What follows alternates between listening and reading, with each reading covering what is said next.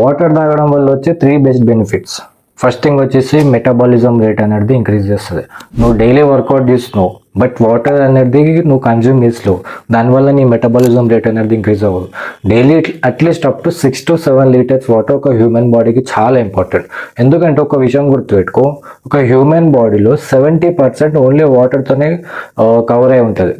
So ఒక మనిషికి at least up to 6 to 7 litres daily water తాగడం చాలా ఇంపార్టెంట్, రైట్? సో దానివల్ల first thing metabolism rate increase అవుతుంది. సెకండ్ థింగ్ నీ ఫేస్ గ్లో అనేది కంటిన్యూ అవుతుంటుంది. ఎందుకంటే ఒక మనిషికి ఏంది డెఫినెట్లీ డెడ్ స్కిన్ సెల్స్ అవ్వడం వల్ల కొన్నిసార్లు పింపుల్స్ అవుతుంది, మచ్చలు పడిపోతూ ఉంటుంది. ఎందుకు? మెయిన్లీ నువ్వు వాటర్ ఎక్కువ కన్జ్యూమ్ చేయకపోవడం. వాటర్ కన్జ్యూమ్ చేస్తే నీకు అంత డెడ్ స్కిన్ సెల్సే ఉండదు నీ ఫేస్కి. నీ ఫేస్ ఎప్పుడు గ్లో అవుతూ ఉంటుంది. సో థర్డ్ థింగ్ వచ్చేసి నువ్వు లెగ్ వర్కౌట్ చేస్తావు అనుకో, ఫర్ ఎగ్జాంపుల్ నీ బాడీ ఆ టైంలో చాలా టైర్డ్ అయిపోతుంది, నీ బ్రీత్ కంట్రోల్ అవ్వదు.